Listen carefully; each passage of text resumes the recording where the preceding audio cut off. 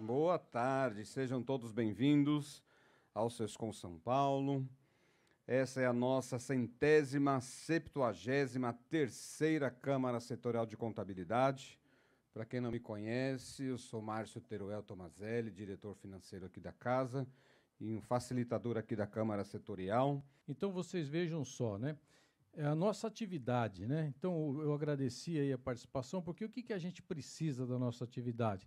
Precisa de segurança, precisa de previsibilidade, né? Precisa trabalhar tranquilo, não é? E na nossa atividade, será que a gente trabalha de fato tranquilo? Com tantas obrigações que a gente tem para entregar, aquela correria, aquela EFD que vem, a gente estava fazendo um monte de outras coisas, tira o foco de lá e vem para cá, e aí esquece alguma coisa lá. É uma dificuldade bastante grande, né? Além disso, a gente convive com os clientes, e os clientes são pessoas, né? Igual a gente. Alguns legais, outros nem tanto, outros gostam de jogar a responsabilidade para cima da gente, não é assim? Então, aquele cliente que diz, pô, eu já pago tanto imposto, me ajuda a pagar menos aí, vamos fazer algum negócio aí, né, para eu não pagar imposto. E aí a gente fica com os riscos na mão, né? A nossa segurança da nossa atividade começa a gerar problemas para nós. Patrimônio que pode ir embora. Eu tinha um amigo que era diretor aqui, um tal de Aleixo, ele falava, o nosso patrimônio está em jogo quando a gente não toma cuidado. Mas a gente está vendo que não é só patrimônio, nós estamos vendo uma palavra aí, criminal, né? São problemas além desses. Porque às vezes você manda uma mensagem aí para um cliente, né? Fala, faz isso aqui que não vai dar problema para você.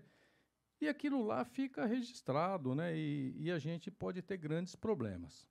Então hoje a gente vai fazer essa Câmara de Contabilidade por ideia do Márcio Teruel, com os convidados que podem nos esclarecer, com a troca de ideia de todos vocês, para a gente tentar sair daqui não mais preocupado que nós entramos, mas mais tranquilos, ou pelo menos mais cientes do que a gente pode fazer para não ter tanto risco na nossa atividade. Mas vamos chamar aqui os nossos convidados para tomar aqui os seus assentos. Deixa eu chamar aqui o nosso primeiro convidado, Luca Parentoni, por favor. Chega aqui conosco, advogado criminalista. Bem-vindo. Advogado criminalista e parecerista. De parecer, é isso? Parece com alguma coisa, é isso? E também chamar o Igor Lopes Salmeirão. Seja bem-vindo. Que é advogado tributarista. Muito legal. E o nosso diretor, Alex Tello. Por favor, diretor do Sescom.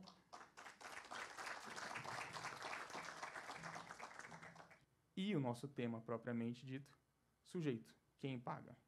Quem paga é o sujeito passivo. E o sujeito passivo pode ser dois.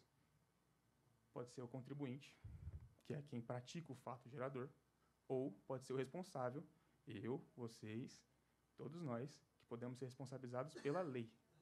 Então, nós não praticamos o fato gerador. Nós não circulamos mercadoria, nós oferimos renda, mas a empresa oferiu renda no nosso serviço, certo? Mas nós podemos vir a ser chamados a pagar o tributo.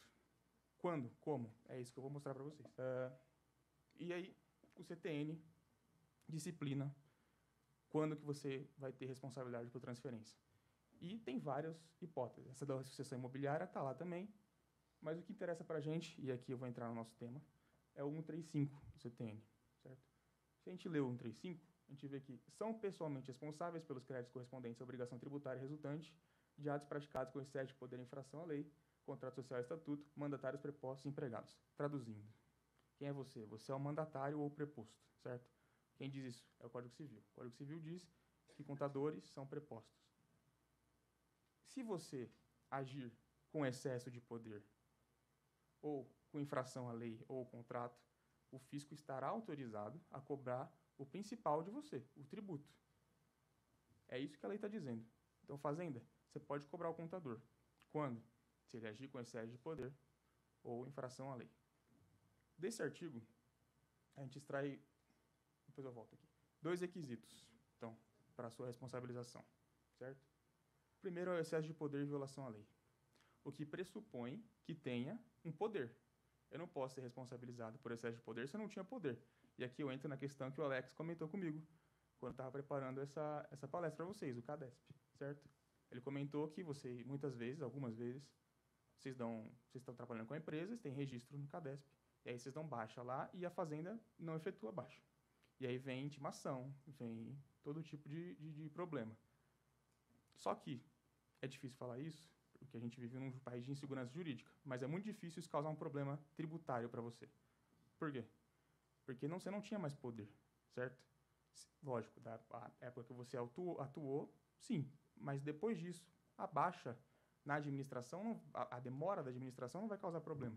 Por quê? Porque você não tem mais um dos requisitos, que é o poder. Você não pode agir com excesso de poder se você não tem poder. Certo? Esse CADESP aí, né, pessoal? Vocês estão familiarizados, todo mundo sabe, é evidente. O cadastro lá no Estado, Secretaria da Fazenda, o cliente vai embora e fica o nosso CRC pendurado lá. O cliente faliu, aconteceu, ou trocou até de contabilidade, e o nosso CRC fica pendurado lá. E aí o que acontece? Você recebe uma ordem, um chamado na polícia, chamado na fiscalização, porque você está aparecendo lá como ainda responsável. Não é isso? E aí, por isso que ele está falando dessa questão desse poder. Aí quem não passou por isso? Eu já tive esse problema de ser chamado de um ex-cliente e que estava lá pendurado no meu CRC. Aí você tem que ir lá levar, aprovar, não, isso não é mais cliente, está aqui o distrato, ou o termo antigo que tinha, né, de transferência que a gente usava, não é isso? Que muitos colegas resistem em não fazer termo de transferência e responsabilidade. Lembra daquele termo? Hoje a gente faz o distrato, não usa mais o termo. É o documento que você vai levar lá no fisco, ou seja, para quem for na polícia, dizendo, não, essa empresa não é mais minha responsabilidade desde o dia tal.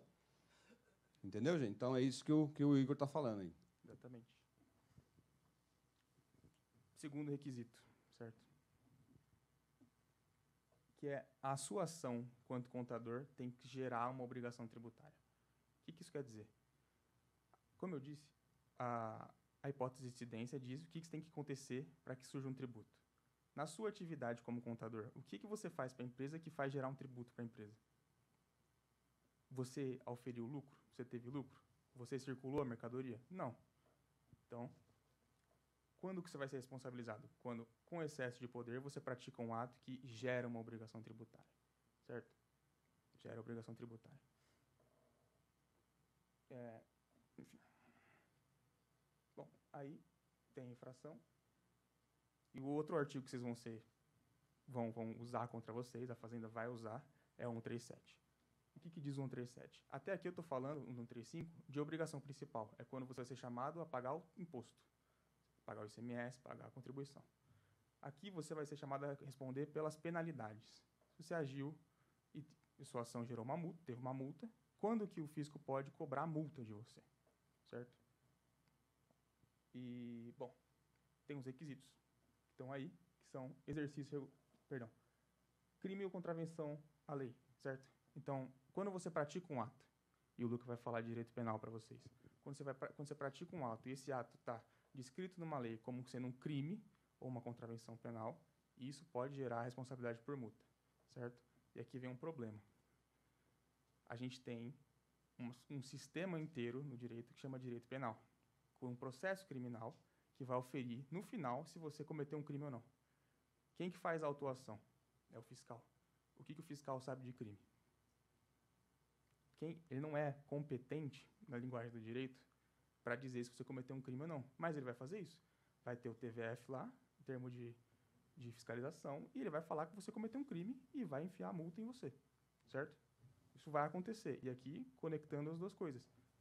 Porque se você não se defende disso, quando chegar lá no Ministério Público, quando constituir o crédito tributário, deu tudo certinho, vai chegar no Ministério Público, ele vai apresentar a denúncia e falar, você não se defendeu disso. Então, você admitiu que você cometeu um crime. Mas nesse caso, Igor, é o cliente que está sendo autuado. Isso. Tá Exatamente. certo? O cliente foi autuado, não foi a contabilidade. Isso, perfeito. Só que vai dizer o quê? Aí o cliente vai dizer que eu sou o culpado. Não. Quem fazia a Fazenda vai dizer que você é culpado. Pode ser que seu cliente diga também, se for um cliente, né? Mas a ideia aqui é que a Fazenda ela vai olhar para a sua ação. Você está fazendo a contabilidade.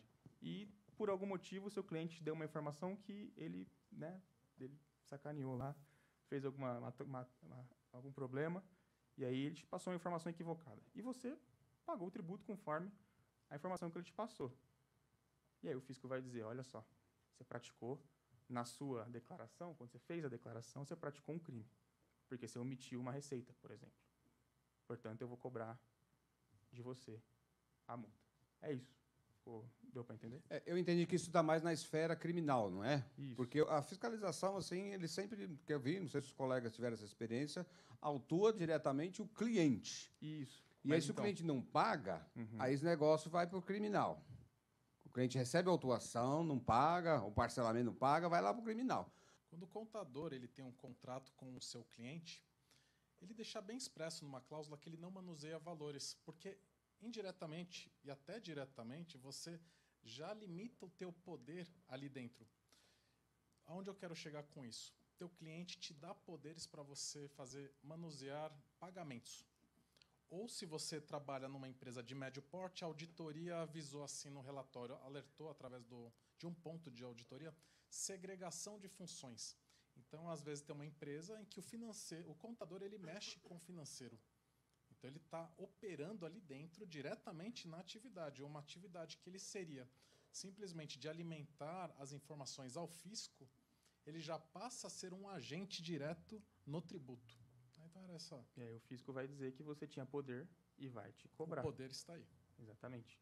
Mas, enfim, o Supremo Tribunal Federal julgou um processo. Que processo é esse? É o seguinte, o Goiás editou uma lei, e a lei diz isso aqui.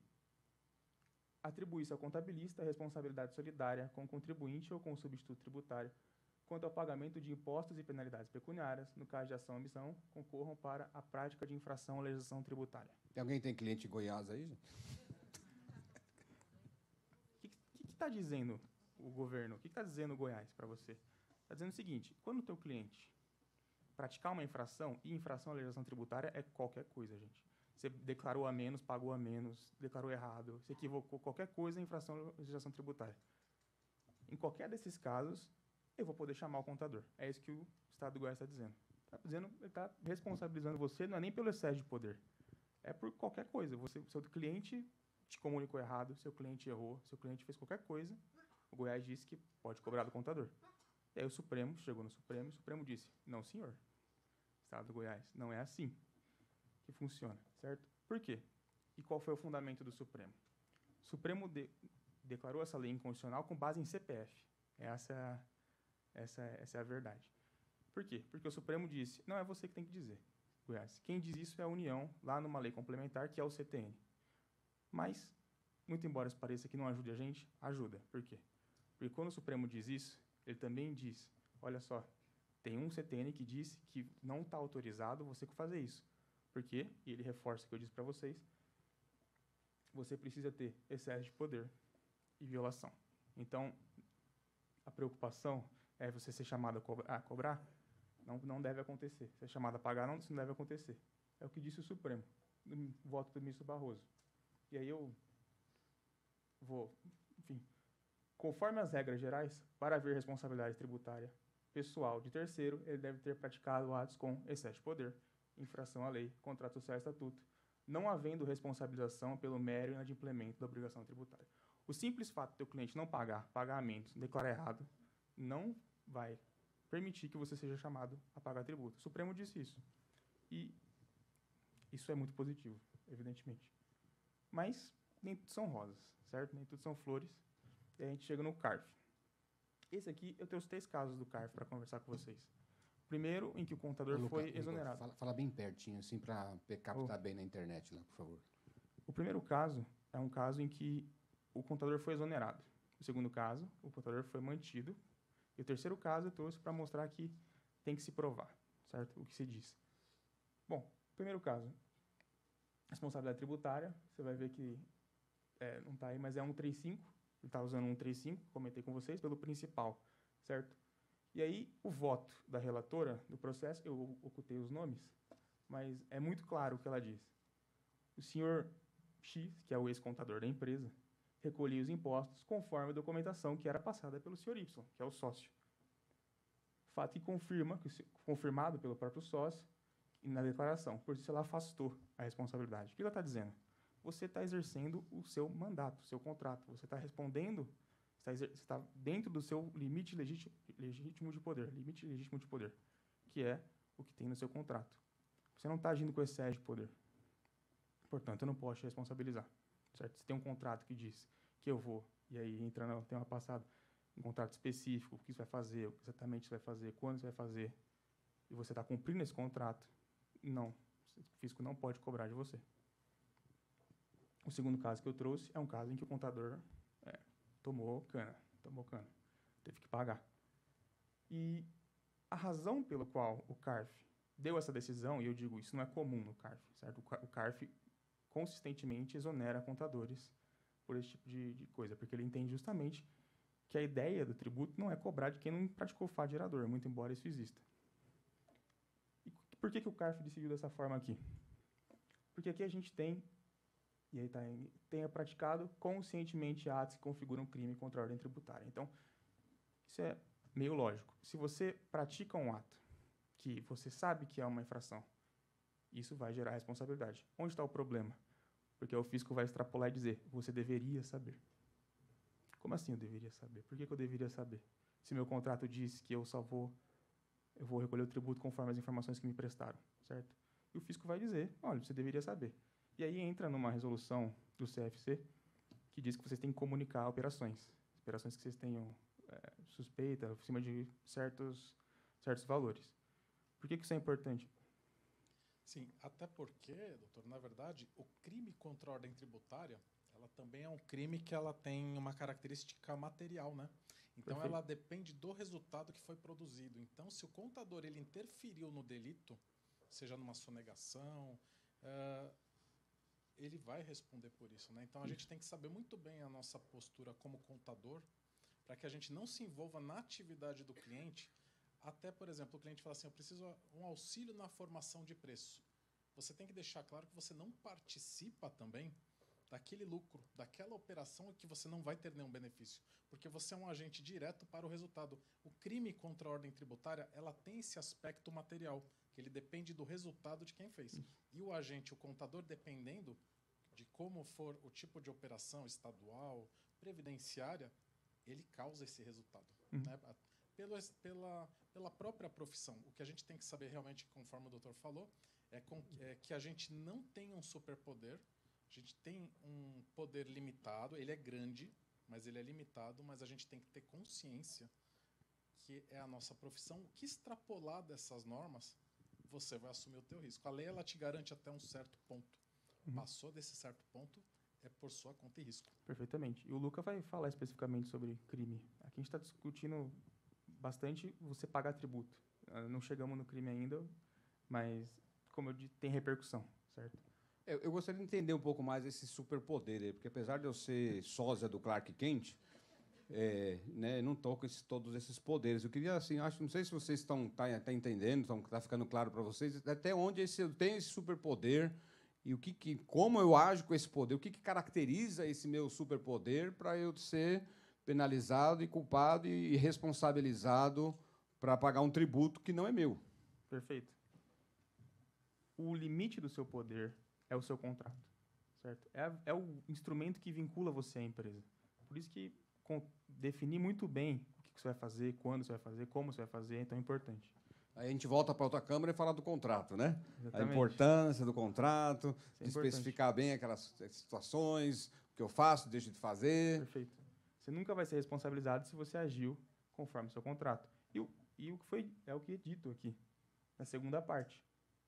Ainda que o contador foi responsabilizado, o CARF disse, olha só, para especificamente multa, eu não vou aplicar a multa ao contador. Por quê? E aqui está porque você agiu praticando o exercício regular da administração ao mandato, certo? Então, eu vou te chamar a pagar o tributo. Por quê? Porque você omitiu uma declaração.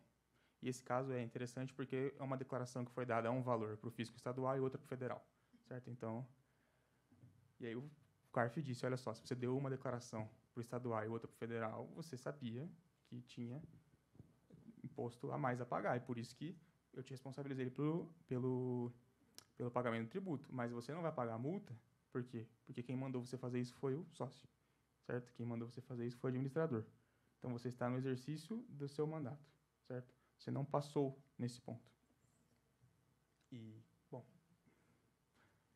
último caso que eu queria falar com vocês, e aí depois eu concluo, e é que tudo que a gente está falando aqui tem uma coisa muito importante. Não é só a fazenda falar, certo? Deixa eu ver se eu... aqui. Porque tudo que a fazenda... Isso vale para todo mundo. Tudo que você diz no direito, você tem que provar, certo? Não basta a fazenda chegar lá, e que a gente vê muito, acontece bastante. É o fiscal, porque ele vai lá e fala, ó, você cometeu um ilícito, você cometeu um crime, toma aqui o tributo, toma aqui a multa qualificada, com dolo. E o fiscal, eu não vou dizer que ele não conhece, mas ele não é competente para dizer se você cometeu um crime ou não. Portanto, tudo isso tem que ser provado pela fazenda. E muitas dessas alegações caem no CARF, porque a fazenda não prova, não apresenta meios de prova. Então, tudo que for dito pela fazenda, você não vai simplesmente ser obrigado a pagar porque você fez o que a fazenda diz que você fez. Tem que ser provado. Então, para concluir, a atividade do contador tem um risco, certo? Mas o risco não é ilimitado, certo? Por quê? Porque a lei nos dá salvaguardas. Quais são as salvaguardas? As que eu mostrei para vocês. Se você tem um contrato bem definido, bem redigido, você age conforme o contrato, você age dentro do que a empresa diz, te passa as informações, você não vai ser responsabilizado. Mas a gente precisa começar a pensar o contrato também como uma limitação da responsabilidade pro penal. O contrato, nesse sentido, ele se torna muito importante para a prática quando a gente consegue delimitar muito bem as funções que eu tenho dentro daquela que eu vou prestar para o cliente, os documentos que eu tenho que receber para ser necessário prestar um serviço de qualidade. Como o Alex falou, né, colocar que não mexo com dinheiro. Todas essas coisas, essas cláusulas, vamos dizer assim, penais, para você, lá na frente, você limitar a sua responsabilidade, limitar o seu âmbito de atuação para aquele cliente. Isso é muito importante. Se você tem aquilo ali formalizado num contrato, depois que for para uma via judicial, ou até mesmo uma via administrativa, vocês têm como se basear no contrato para saber a função que você tinha para prestar para aquele cliente, o que você tinha de responsabilidade e o que passar disso você tem como comprovar que não é da sua alçada. Então, o contrato, nesse sentido, ele se torna muito importante para você delimitar o seu âmbito de atuação, até mesmo para o penal, né, para vários âmbitos, e o penal entra nesse sentido também. Você tem que produzir documento ali que comprovem, olha, eu não estou saindo da minha alçada, eu estou conseguindo me manter nos meus limites, eu estou trabalhando com o que me foi dado de documento pelo meu cliente. Isso tudo vai caracterizar o meu dever e até onde eu devo atuar. E até mesmo aí, por isso eu coloquei a resolução 1530 de 2017 do CFC, que trata justamente disso.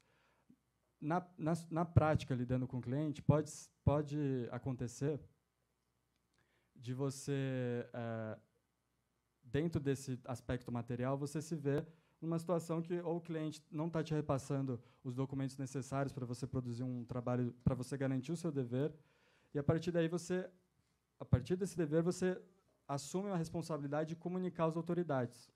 Então, se você começa a perceber no seu dia a dia ali com o cliente, na prática, na conduta do cliente, com você, e na própria contabilidade de documentos, notas fiscais, livros contábeis, você começa a perceber algum tipo de discrepância, você, primeiro, o que a gente aconselha, obviamente, é você, informalmente, encaminhar algum documento, né, uma notificação extrajudicial para falar com o seu cliente, olha, você já vai se resguardando, já vai produzindo prova,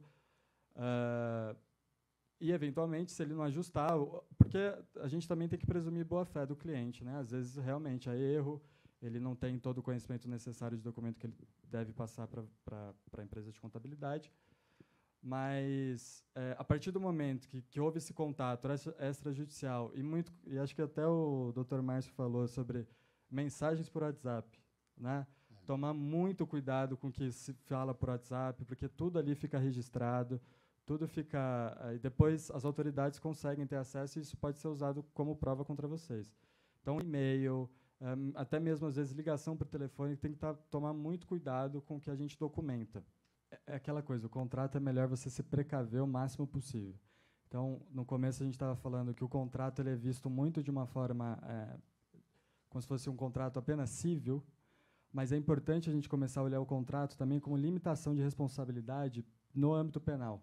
Então, você deixar no contrato muito bem determinado, delimitado o seu âmbito de atuação, os documentos que você vai trabalhar, até onde eu posso ir, até onde eu deixo de ir. Isso é muito importante, está no contrato. É óbvio que não é suficiente, mas ele é um ponto de início que é importante para, no futuro e lá na frente, se eventualmente houver algum tipo de investigação, você já tem algum suporte probatório para poder se precaver. Então, é muito importante. A gente tem formas de trabalhar, principalmente com essas categorias do erro, que vão demonstrar que você, ali na prática, no dia a dia, primeiro, você não tinha conhecimento que aquele cara é um laranja. É óbvio que a gente falou de contrato. O contrato, formalmente, tá bonitinho, ele vai te trazer um dever. E esse seu dever, ele não basta simplesmente você, ali no seu dia a dia, ficar parado e também não querer saber mais do seu cliente. Isso envolve também um dever de buscar informações, de buscar elementos que possam caracterizar que seu cliente está de boa fé. É óbvio que tem coisas que você não é polícia civil, você não tem que fazer uma investigação complexa e super detalhada. Mas, minimamente, o seu dever te obriga a fazer algum tipo de investigação sobre o seu cliente. Você tem que saber com quem está lidando. Agora, dentro de um processo judicial, a gente vai, claro, demonstrando faticamente, e a partir de prova documental principalmente, a gente consegue comprovar que você estava numa situação que você não sabia, que você não estava envolvido nesse conluio, né? Que você estava ali de boa fé, que você estava em erro, e que você de alguma forma, não estava participando de uma ação delituosa, né? Então, você só coloca no contrato para que o cliente realmente ele saiba que ele está sujeito, que você trabalha assim, tá? A lei ela tem uma sobreposição sobre a tua vontade, não é eu querer. Se eu me deparar, eu vou fazer. Então, você vai ter a senha e você vai comunicar ao COAF fundamentado na tua conciliação. Porque, veja, Alex, se você está vendo a situação e você não denuncia, exatamente, aí sim você pode ser responsabilizado. Você tem um problema de adiantamento de fornecedores que a conta está pendente há anos e você está achando estranho, tem um tópico específico do COAF que você vai falar, com base nas minhas análises, efetuei e não identifico essa composição, não fecha o valor, ou inclusive no COAF tem um tópico que fala de operações muito complexas que você não consegue identificar o que é. Então, ele tem um rol taxativo. Você protocolou, o COAF recebe, isso é em sigilo, até porque você tem uma senha para isso, né? E na hora que você coloca, ele vai gerar um número de protocolo. Ele tanto pode aceitar como não. Se ele achar que a sua comunicação está falha na redação, ele devolve e depois ele glosa. Mas se ele aceitar, ele coloca em andamento. Às vezes fica 2, 3 anos, às vezes não dá nada. Mas você fez a tua parte e gera um protocolo. O cliente não vai saber porque é da tua profissão. A vontade da lei, inclusive a lei de lavagem de dinheiro, que é a 9656, ela sobrepõe todas as vontades. Então, assim, nessa atividade, corretor de imóveis, contador, auditor e afins estão lá dentro, ele vai fazer. Se ele não fizer, ele sabe que existe. O cliente não tem que querer. Simplesmente no contrato não é nem para te proteger. Ele vai saber como você trabalha. Então, assim, ele aceitou, beleza. Se ele já assinou o contrato, já tem na tua cláusula ali que você vai comunicar no ilícito, ele contrata ou não contrata teu serviço. O contador, tá certo? Nós, enquanto profissionais da contabilidade, tem situações que eu sei que muitos de nós não têm essa consciência, mas são fóruns como esse que faz com que ela venha à tona, né? Então, por exemplo, se discutiu aqui de COAF, de denúncia, qualquer ação que você venha a tomar, decisão que você tome, converse antes com o seu advogado. Converse antes, porque a gente tem mania de que tem eu sou o dono da empresa, eu sei, eu vou fazer, vou lá no COAF, faça denúncia. Não. Converse com quem conhece, se oriente antes de levar a decisão tomada adiante.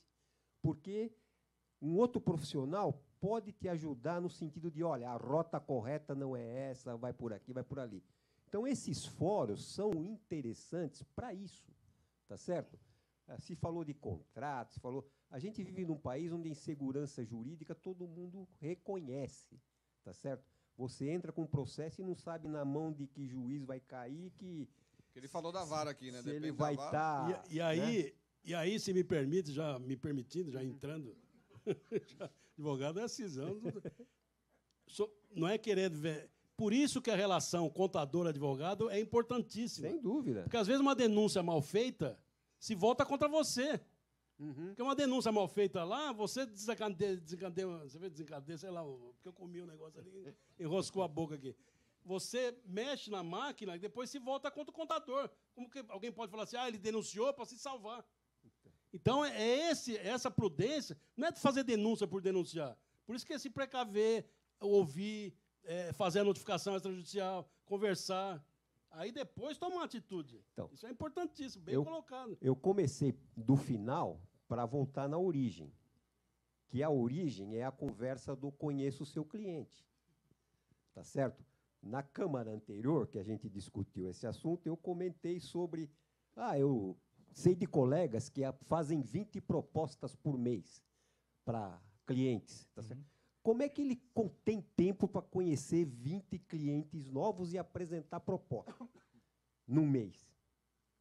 Ele não conhece. Ele simplesmente pega o que está pronto lá, muda o valor e manda. Tá certo? Ele não tem a preocupação de conhecer o cliente. Então, o problema já começa aí. O outro problema é a questão do contrato. Tá certo? Todos os escritórios têm mais ou menos um contrato padrão. Tá certo?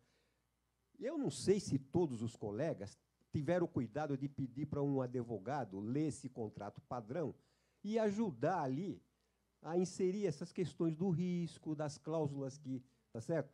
Porque, dependendo, se você conhece seu cliente, tem cláusulas que você tem que adicionar, que não está no seu modelo padrão. Né? Mesmo você tendo o modelo padrão, dependendo do cliente, se você for estudá-lo, te interessa ter... Tem cláusulas que você tem que colocar, porque é uma situação específica ali. Tá certo? Eu não sei se a maioria dos colegas tem essa preocupação, mas deveria ter. E um detalhe importante, não só apenas o contrato ser artesanal, vamos colocar assim, cada cliente, é importante você conhecer o ramo que o seu cliente atua. Sim. Porque são riscos diferentes, são, né, propostas diferentes que têm que ser colocadas no contrato, que têm que abarcar esses riscos. Muito obrigado pela participação. Obrigado, Fátima. Obrigado aos diretores aqui da casa, os nobres amigos, colegas que sempre prestigiam. E um recado. A próxima Câmara é dia 21 de novembro. Acertei. A última do ano é 21 de novembro, não temos o tema ainda. Vocês podem mandar a sugestão, viu, gente? Sobre algum tema? Contratos? Uns modelinhos. Umas clausulinhas. Bom, vamos lá, tá aí uma sugestão já, beleza. Então, e contamos com a sua participação, então, dia 21 de novembro aqui nesta casa. Combinado, gente? Obrigado, uma ótima noite, um ótimo retorno a todos. E vamos fazer a nossa selfie aqui.